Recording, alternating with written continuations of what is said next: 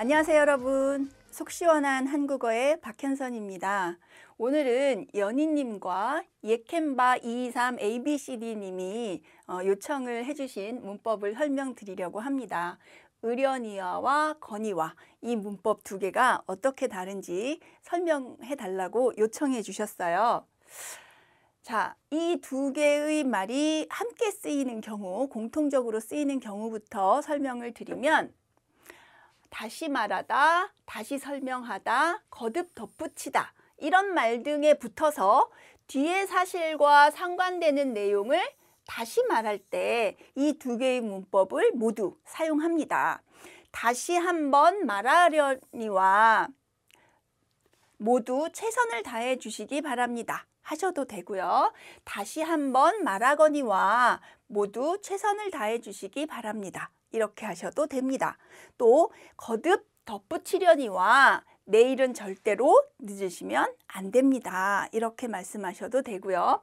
거듭 덧붙이거니와 내일은 절대로 늦으시면 안 됩니다. 이렇게 뭔가를 반복하고 강조해서 뒤에 상관되는 내용을 덧붙여서 반복해서 강조할 때 이 의련이와와 건의와 모두 사용할 수가 있습니다.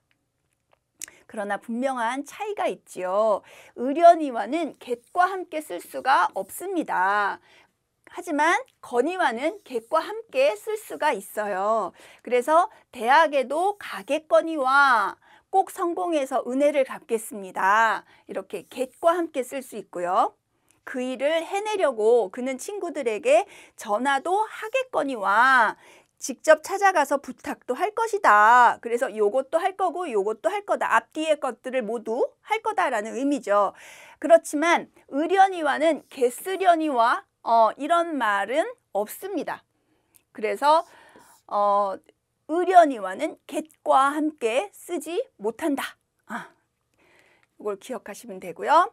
또 의련이와는 의사를 밝히면서 말하는 사람의 생각, 의견을 밝히면서 관련된 다른 사실을 이어줄 때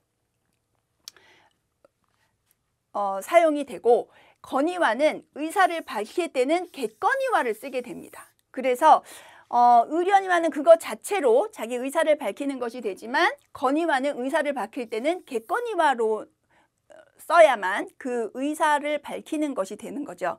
내가 이번 일을 맡으려니와 이건 내가 이번 일을 맡을 거야 라는 자기 의사를 표현하면서 지난 일은 자네가 마무리해 주게 이렇게 얘기할 수 있고요. 그러나 내가 이번 일을 맡거니와 이렇게 쓰면 안 된다는 거죠. 그래서 내가 이번 일을 맡겠거니와 의견을 얘기할 때는 겠다, 의지를 표현하는 get을 써야 하는 거예요.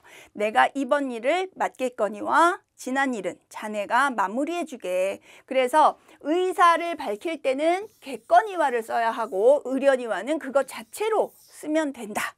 요걸 기억하시면 됩니다.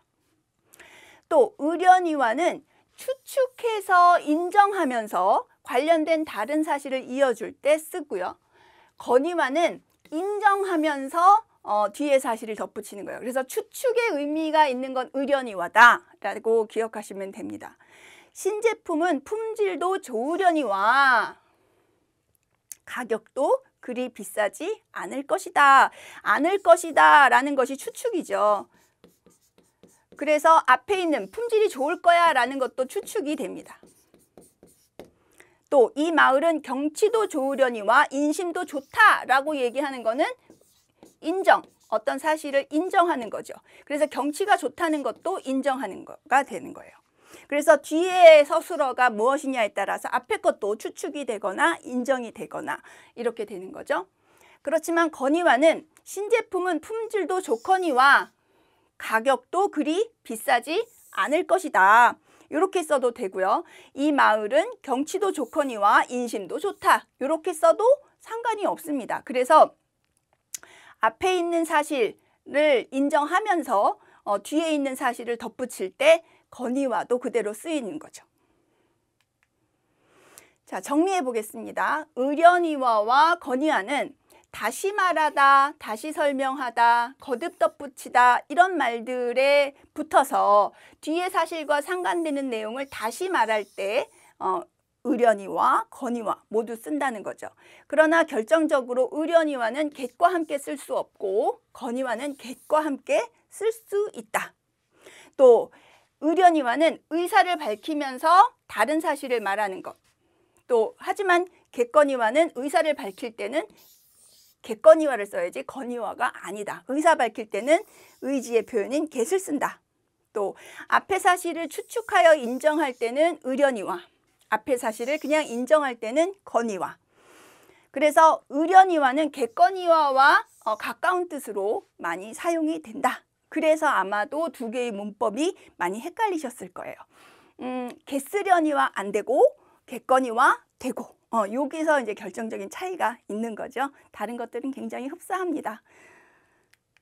자, 오늘 설명은 여기까지입니다. 이해가 잘 되셨나요? 도움이 많이 됐으면 좋겠습니다.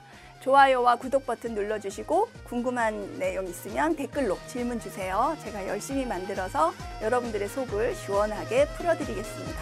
그럼 다음 시간에 또 만나요, 여러분. 안녕.